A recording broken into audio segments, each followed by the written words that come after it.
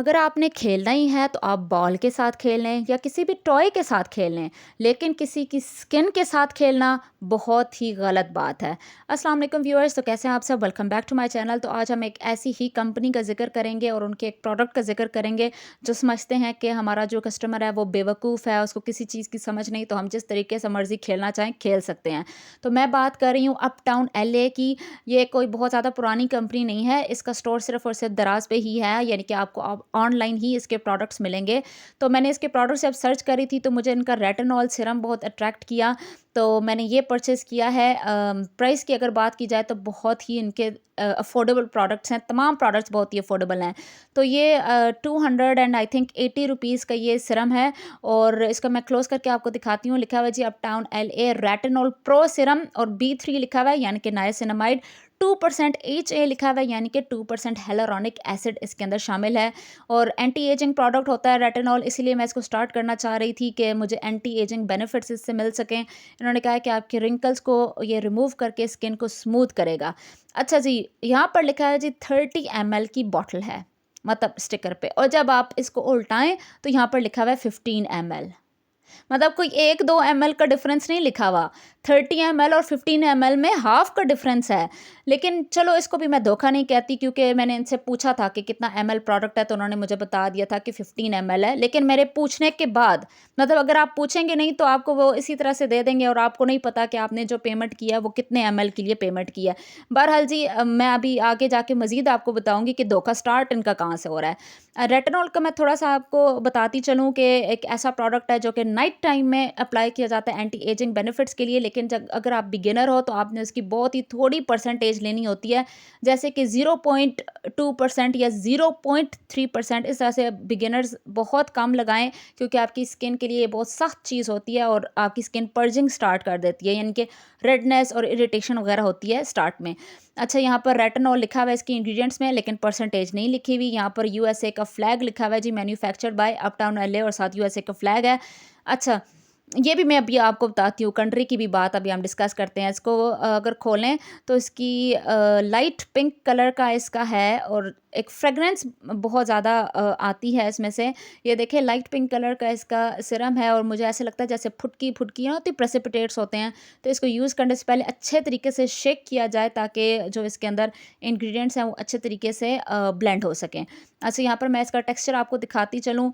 बहुत ज़्यादा वाटरी भी नहीं है, बहुत ज़्यादा थिक भी नहीं है। बहरहाल इस तरह से स्किन में ईज़िली अब्ज़ॉर्ब हो जाता है। स्लिपरी सा टेक्सचर है, मतलब अच्छे से ग्लाइड हो जाता है। अच्छा, इसके अंदर इन्होंने फ्रेग्रेंस भी इसकी इंग्रीडिएंट्स में लिखी हुई है, तो बहुत ही तेज़ इसकी फ्रेग्रेंस है। तो मैं सोच रही थी इसकी फ्रेग्रेंस किस चीज़ के जैसी है, तो फिर मुझे याद आया कि इसकी फ्रेग्रेंस तो बिल्कुल ऐसे है जैसे मैंने पैंटीन का हेयर सीरम यूज़ किया था ना, बिल्कुल सेम पैंटीन के प्रोडक्ट्स की जैसी इसकी फ्रेग्रेंस है। बहरहाल बात करें अगर रेटिनॉल की, तो रेटिनॉल एक ऐसा प्रोडक्ट है जो आपकी स्किन की जो ऊपर वाली लेयर है उसको हटा देता है और जो नीचे वाली लेयर है उसको आगे लेकर आता है, सामने लेकर आता है। तो इसकी वजह से आपकी जो स्किन के ऊपर रिंकल्स और फाइन लाइंस होती हैं वो आहिस्ता-आहिस्ता से ख़त्म होती जाती हैं, जैसे-जैसे जो नीचे वाली स्किन प्लम्प और फ्रेश स्किन है वो बाहर आती जाती है। लेकिन रेटिनॉल का एक साइड इफ़ेक्ट ये है कि स्टार्टिंग के तकरीबन 1 महीना या डेढ़ महीना आपकी स्किन इससे रिएक्ट करती है, यानी कि पर्जिंग होती है आपको। पर्जिंग क्या होती है? पिंपल्स निकल आना, रेडनेस होना, इचिंग होना, फ्लेकी स्किन होना, ड्राई बहुत ज़्यादा हो जाना, इस किस्म के प्रॉब्लम्स होते हैं। मुझे भी हुए थे, बहुत ज़्यादा पर्जिंग मुझे भी स्टार्ट हो गई थी। तो यहाँ पर हम बात अब इसकी कर लेते हैं इसकी परसेंटेज की, क्योंकि इन्होंने लिखा हुआ नहीं था कि परसेंटेज कितनी है।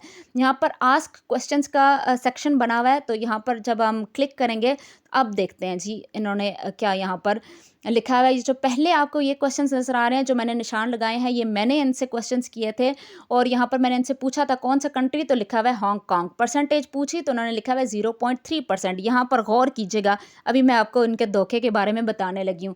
कंट्री लिखा हुआ था हांगकांग और यहाँ पर फ्लैग बना हुआ था यूएसए का, जैसे कि आपने देख लिया। कॉन्सेंट्रेशन लिखी हुई थी 0.3%। मतलब जब मैंने उनसे पूछी कि इसमें रेटिनॉल कितनी है तो उन्होंने 0.3% बताई। यहाँ पर जब किसी और ने पूछा है तो लिखा हुआ है 1%। यहाँ पर जब किसी और ने पूछा तो आगे से उन्होंने रिप्लाई करने की ज़हमत ही नहीं की। मतलब इतना डिफरेंस, कहाँ 0.3% और कहाँ 1%। अच्छा, मज़ीद स्क्रॉल करके जब नीचे आए तो यहाँ पर किसी ने पूछा हुआ है तो उन्होंने लिखा हुआ है 2%। मतलब ये क्या? उनको खुद ही नहीं पता कि इसके अंदर रेटिनॉल की क्वांटिटी कितनी है, कॉन्सेंट्रेशन कितनी है। 0.3% है, कहीं पर उन्होंने लिखा है 1%, कहीं पर लिखा हुआ है 2%, कहीं पर लोगों ने पूछा तो उनको रिप्लाई करने की भी ज़हमत नहीं की, सिर्फ एक डॉट लगा दिया। अच्छा, ये अब आप कहेंगे जी थोड़ा सा तो डिफरेंस है, ऐसे क्या बात है, ऐसी ये रेटिनॉल एक इंतहाई तेज़ चीज़ है और इसकी कॉन्सेंट्रेशन 1% से तो ऊपर होनी ही नहीं चाहिए, और 1% भी उन लोगों के लिए जो सालों से यूज़ कर रहे हैं।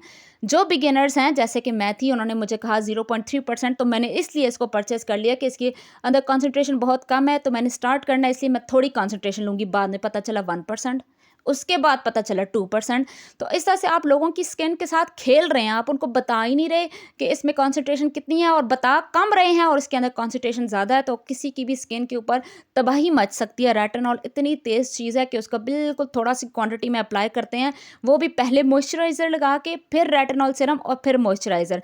तो इन्होंने बिल्कुल इस चीज़ की परवाह नहीं की, तो इसलिए मैं इस पाउडर को बिल्कुल भी रिकमेंड नहीं करूँगी, बल्कि मैं तो कहूँगी कि इस कंपनी से तो एतबार ही उठ गया है। कोई भी इनसे परचेज़ करने से पहले लाख दफ़ा सोचूँगी।